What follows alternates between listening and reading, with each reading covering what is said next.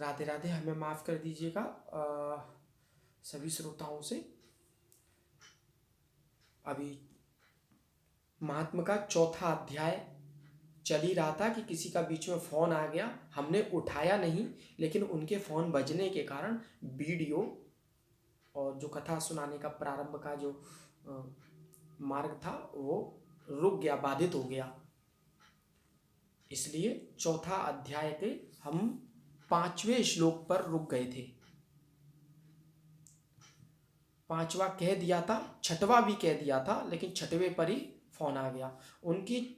तो जब श्री कृष्ण अपनी प्रेयसी राधा और पार्षदों के साथ वहां प्रकट हो गए, उन सांवरे सलोने के हाथ में बंसी और भैंस शोभा पा रहे थे। उनकी छटा करोड़ों कामदेवों को मोह में डालने वाली थी। उन्हें सम्मुख उपस्थित देखकर महर्षि सांडल्य राजा तथा समस्त श्रोताओं के साथ तुरंत ही उनके चरणों में लोटपोट हो गए, उन्हें विधि पूर्वक स्तुति करने लगे। सांडल्य जी बोले, बैकुंड लीला प्रवरम मनोहरम नमस्कृतं देवगणे परं वर गोपाललितालिवियुतं भजाम्यहं गोलोकनाथं शिरसा नमाहं शिरसा नमाहं शिरसा नमाहं। जब राधा कृष्ण प्राण वल्लभी राधा प्रेयसी के साथ जब आए तो सांडल्य ऋषि ने उनकी इस प्रकार स्तुति की। उसका हिंदी में अनुवाद है, प्रभु आप बैकुंठपुरी में सदा लीला में तत्पर रहने वाले हैं, आपका स्वरूप परम मनोहर है, देवगण सदा आपको नमस्कार करते हैं, आप परम श्रेष्ठ हैं। गोपालन की लीला में आपकी विशेष अभिरुचि रहती है, ऐसे आपका मैं भजन करता हूँ। साथ ही आप गोलोकाधिपति को मैं सिर झुकाकर नमस्कार करता हूँ। प्रतिभाव बोले, गोलोकनाथ आप गिरिजा गोवर्धन के स्वामी हैं। पहले सांडल्य जी बोले, अब प्रतिभाव बोल रहे हैं जब भगवान प्रकट हो गए, क्योंकि श्रोता और वक्ता दोनों ही तो पहले वक्ता जो थे सांडल्य ऋषि, उन्होंने उनकी गुणगान किया और उनसे प्रार्थना स्तुति की।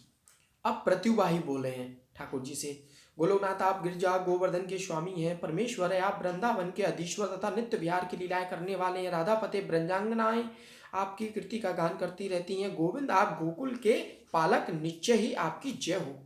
रानी बोली, राघेश आप वृंदावन के स्वामी हैं तथा पुरुषोत्तम हैं। माधव आप भक्तों को सुख देने वाले हैं, मैं आपकी शरण ग्रहण करती हूँ, ऐसा रानी बोली। समस्त श्रोताओं ने कहा, जितने भी जो श्रोताओं, हे जगन्नाथ हम लोगों का अपराध क्षमा कीजिए, श्रीनाथ राजा को सुपुत्र तथा हम लोगों को अपने चरणों की भक्ति प्रदान कीजिए। महादेव जी ने कहा, देवी भक्तवत्सल भगवान इस प्रकार अपनी स्तुति सुनकर उन सभी प्रण जनों के प्रति मेघ के समान गंभीर वाणी से बोले। श्री भगवान ने कहा, अब भगवान की बोलने की बारी आई है। मुनीश्वर सांडल्य तुम राजा तथा सभी लोगों के साथ मेरी बात सुनो, तुम लोगों को कथा का कथन सफल होगा। ब्रह्मा ने संहिता के रचिता गर्ग मुनि हैं। भगवान बोल रहे हैं, इसी कारण यह गर्ग संहिता नाम से प्रसिद्ध है। यह संपूर्ण दोषों को हरने वाली है, पुण्य स्वरूपा और चतुर्वर्ग धर्म अर्थ काम मोक्ष के फल को देने वाली है। कलयुग में जो जो मनुष्य जिस जिस मनोरथ की अभिलाषा करते हैं, श्री गर्गाचार्य की यह गर्ग संहिता सभी की उन कामनाओं को पूर्ण करती हैं। यह श्री भगवान कह रहे हैं, ये मनोरथम ययम वांछितम मनुजा कलयो तंतम दास्यति सर्वेभ्यः श्री मुनेर्गर्ग सहितान। 15वां श्लोक, अध्याय 4, महिमा खंड।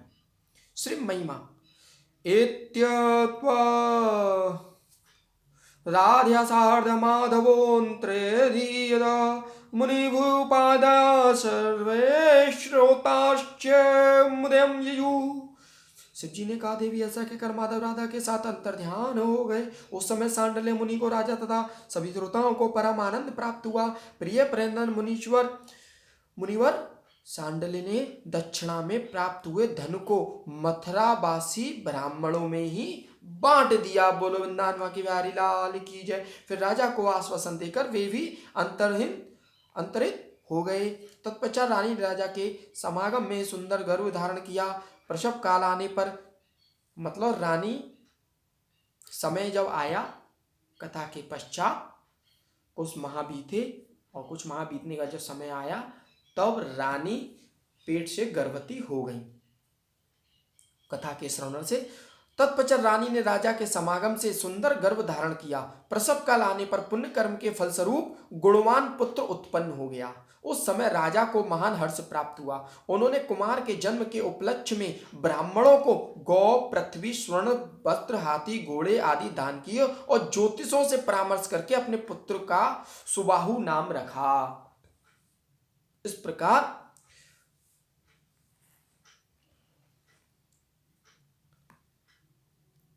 रानी ने कितना सुंदर काम किया कि जब पुत्र हुआ तो उन्होंने कितना सारा दान किया, मतलब अर्पण किया प्रभु को, इसलिए कि अर्पण अवश्य करना चाहिए अच्छे अच्छे शुभ कर्मों में, ताकि बच्चे के कुछ पुण्य कर्म के कुछ वैसा कुछ हो, हम शब्द नहीं बोलना चाहते, तो कुछ अड़चने हो जीवन की तो वो खत्म हो और अच्छे मार्ग पे ही सदैव रहें। ऐसी अड़चने खत्म कर अर्पण करने से अच्छे मार्ग बनते चले जाते हैं बचपन में ही अगर ऐसा किया जाता है तो।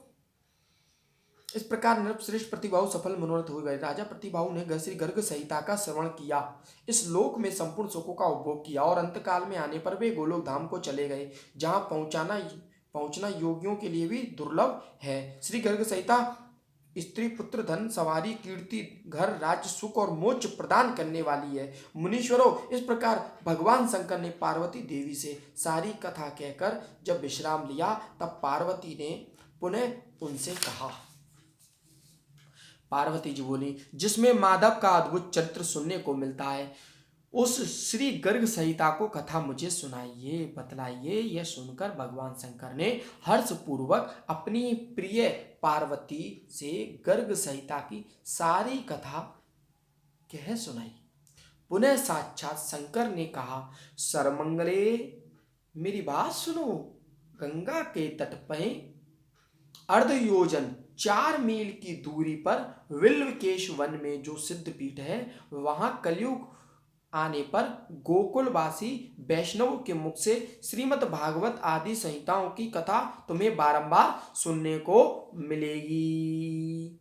वृंदावन धाम का ही उन्होंने स्पष्ट बता दिया। सूत जी कहते हैं, सौनक जी, इस प्रकार महादेव जी के मुख से इस महान अद्भुत इतिहास को सुनकर भगवान की वैष्णवी माया पार्वती परम प्रसन्न हुई। उन्होंने श्री हरि की कथा सुनने की इच्छा से कलयुग के प्रारंभ में अपने को बिल्वकेश वन में प्रकट करने का निश्चय किया। इसी कारण वे लक्ष्मी का रूप धारण करके सर्वमंगला नाम से वहां गंगा के दक्षिण तट पर प्रकट होंगी। मुने श्री गर्ग संहिता का जो महत्व मैंने कहा है, इसे जो सुनता है अथवा पढ़ता है वह पाप और दुखों से मुक्त हो जाता है। बोलो बांके बिहारी लाल की जय। परंतु विधि विधान से।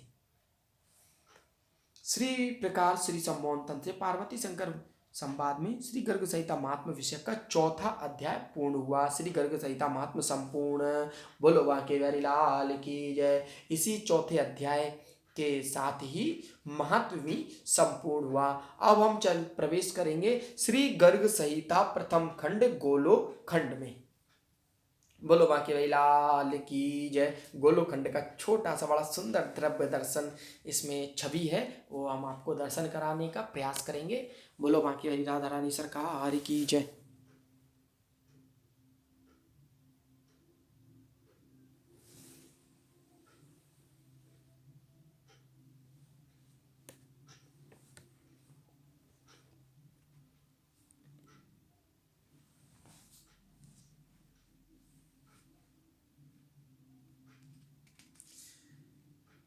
कोई हारमोनियम, तबला, ढोल बजाने वाले की व्यवस्था नहीं है, तबला वगैरह अलग आते हैं, ढोलक से नहीं हो पाता है ज़्यादा। श्री मुरली मनोहर। श्री हरि दामोदरम ऋषिकेशम नमस्तुते।